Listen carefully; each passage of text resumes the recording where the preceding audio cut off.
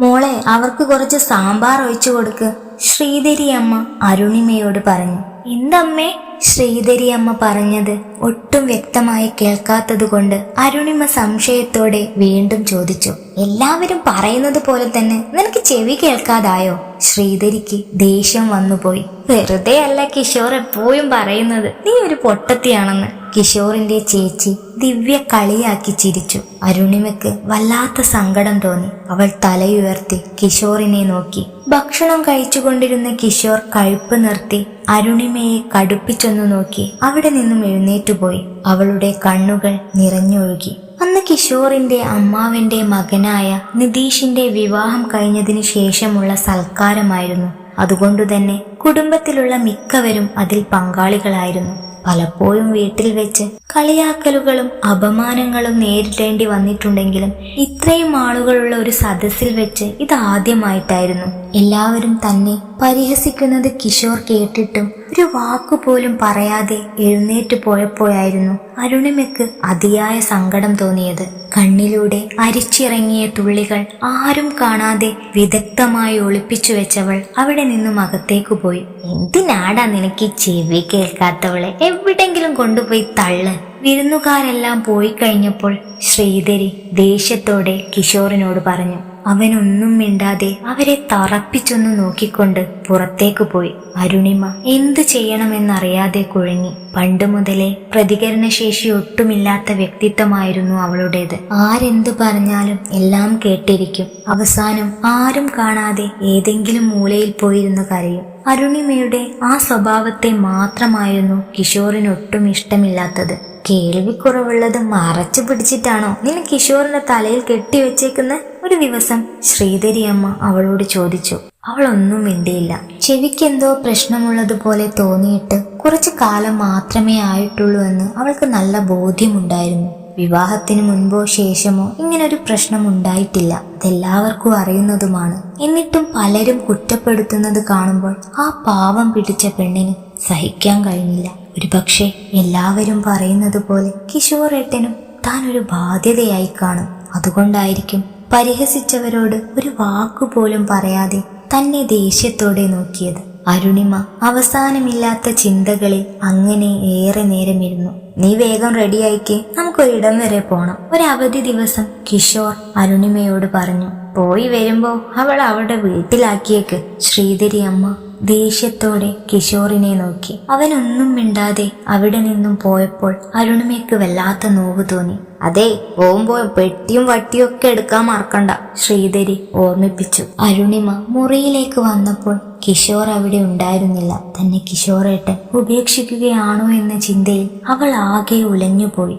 വസ്ത്രങ്ങളെല്ലാം ബാഗിൽ നിറച്ച് മുറി വിട്ടിറങ്ങുമ്പോൾ അവസാനമായെന്ന് അവൾ തിരിഞ്ഞു നോക്കി. ബാഗും പിടിച്ച് കിഷോറിനടുത്തേക്ക് നടക്കുമ്പോൾ മനസ്സിന്റെ ഭിത്തിയിൽ അവരൊന്നിച്ചുള്ള ഒരുപാട് നല്ല നിമിഷങ്ങൾ ഇടമുറിയാതെ തേങ്ങിക്കൊണ്ടിരുന്നു. കണ്ണീരടക്കി പിടിച്ച് നിൽക്കുന്നവളിലേക്കും കയ്യിൽ തൂക്കിപ്പിടിച്ച ബാഗിലേക്കും നോക്കിക്കൊണ്ടവൻ ചോദിച്ചു. ബാഗൊക്കെ ആയിട്ട് ഇതങ്ങോട്ടാ? വീട്ടിലേക്ക്, അവൾ വളരെ പതുക്കെ പറഞ്ഞു. വാ.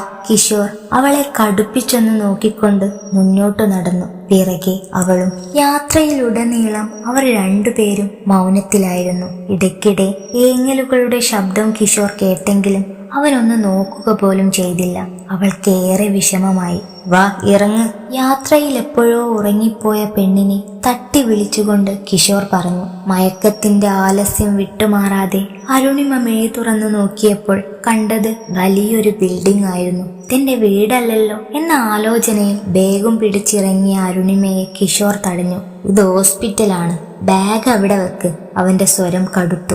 നേരിയ ഭയത്തോടെ ബാഗ് അവിടെ വെച്ച് കിഷോറിനൊപ്പം അരുണിമ ആ ബിൽഡിങ്ങിനുള്ളിലേക്ക് കയറിപ്പോയി.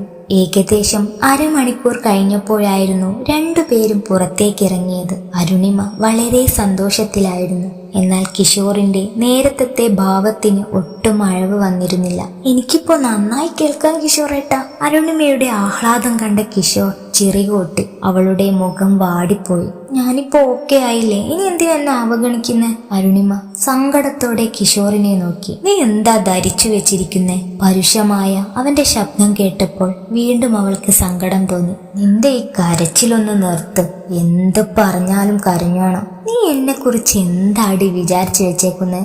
ആരെങ്കിലും എന്തെങ്കിലും പറയുന്നത് കൊണ്ടോ അല്ലെങ്കിൽ ഭാര്യക്ക് അസുഖം വന്നതുകൊണ്ടോ വീട്ടിൽ കൊണ്ടുപോയി നടതള്ളുന്ന വെറും മണംകുളാഞ്ചനാണ് ഞാനെന്നോ?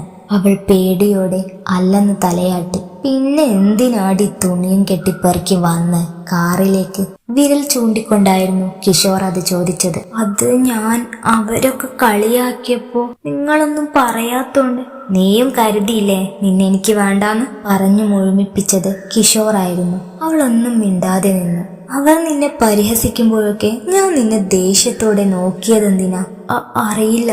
അതുപോലും മനസ്സിലാക്കാനുള്ള വിവരം നിനക്കില്ലേ അരുണിമേ? അരുണിമ ഒന്നും മിണ്ടിയില്ല. നിന്നെ ആരെങ്കിലും പരിഹസിച്ചാൽ അതിന് തക്കതായ മറുപടി കൊടുക്കാൻ ഇനി നീ എപ്പോഴാ പഠിക്കുന്നേ? എന്തെങ്കിലും അസുഖം വന്നാ അത് മൂടി വെക്കല്ല വേണ്ടത്. ഡോക്ടറെ കാണിച്ച് ആ പ്രശ്നത്തിനുള്ള പരിഹാരം കണ്ടെത്തുക വേണ്ടത്. എന്തോ വലിയ പ്രശ്നമാണെന്ന് കരുതിയല്ലേ നീ ഇതൊക്കെ മൂടി വെച്ചത്? വാക്സ് അടിഞ്ഞു കൂടിയത് കൊണ്ടാണ് കേൾവിക്കുറവ് വന്നതെന്ന് ഇപ്പോ മനസ്സിലായില്ലേ? അരുണിമ അതേ എന്ന അർത്ഥത്തിൽ തലയാട്ടി. ഇത്രയും ചെറിയ കാര്യത്തിന് നീ ആരുടെയെല്ലാം പരിഹാസം കേൾക്കേണ്ടി വന്നു? ഇനിയെങ്കിലും എന്തെങ്കിലും അസുഖമോ പ്രശ്നമോ ഉണ്ടായാ അതെന്നോട് തുറന്നു പറയണം. പരിഹസിക്കുന്നവരുടെ മുമ്പിൽ പതറാതെ മറുപടി പറയാൻ പഠിക്കണം. കിഷോർ അരുണിമയെ ചേർത്ത് പിടിച്ചുകൊണ്ട് പറഞ്ഞു. അവൾ നിറഞ്ഞ മനസ്സാലെ അവനെ നോക്കി പുഞ്ചിരിച്ചു. അപ്പോഴായിരുന്നു കിഷോറിന്റെ ഫോൺ ശബ്ദിച്ചത്.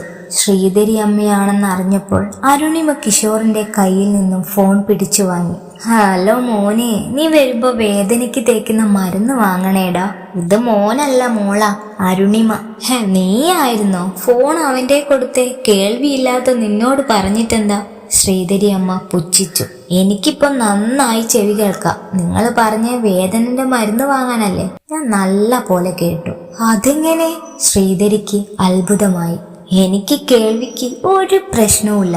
ചെവിയില് വാക്സ് നിറഞ്ഞതായിരുന്നു. അത് ഡോക്ടർ ക്ലീൻ ചെയ്തു. പിന്നെ അമ്മയ്ക്ക് വയ്യാന്നല്ലേ പറഞ്ഞ്? എങ്കിലൊരു കാര്യം ചെയ്തോളൂ. പെട്ടിയും വട്ടിയും എടുത്ത് വേഗം അമ്മയുടെ വീട്ടിലേക്ക് വിട്ടോ. നിങ്ങളെ നോക്കാനൊന്നും എനിക്ക് വയ്യ. അതുകൊണ്ട് സുഖമായിട്ട് തിരിച്ചു വന്നാ മതി എന്ന് പറഞ്ഞുകൊണ്ട് ഫോൺ കട്ട് ചെയ്ത് കിഷോറിനെ ചെറുചിരിയോടെ നോക്കുന്നവളെ കണ്ണു കൂർപ്പിച്ചുകൊണ്ട് നോക്കിപ്പോയവൻ. ഇപ്പോ എങ്ങനെയുണ്ട്? അവൾ പിരികമുയർത്തിക്കൊണ്ട് അവനെ നോക്കി. അമ്മ പേടിച്ചു പോയി കാണും. അത്രക്ക് വേണമായിരുന്നോ? കിഷോർ ഒന്ന് സംശയിച്ചു. എന്നോട് ചെയ്തതിന് അത്രയെങ്കിലും പറഞ്ഞില്ലെങ്കിൽ പിന്നെ ചില അമ്മമാർക്കൊക്കെ ഒരു വിചാരമുണ്ട്, എന്തെങ്കിലും അസുഖം വന്നാൽ മരുമക്കൾ സ്വന്തം വീട്ടിലേക്ക് പോയിക്കൊള്ളണമെന്ന്. ഞങ്ങളെന്താ ഉഴുന്ന് കളയും? പണിയെടുക്കാനും വീട് നോക്കാനും ആരോഗ്യമുള്ളപ്പോൾ മാത്രം മതിയോ ഞങ്ങള്? അരുണിമ ദേഷ്യത്തോടെ കിഷോറിനെ നോക്കി കാറിൽ കയറിയിരുന്നു. ഇറകെ ഒരു ചെറുചിരിയോടെ കിഷോറും.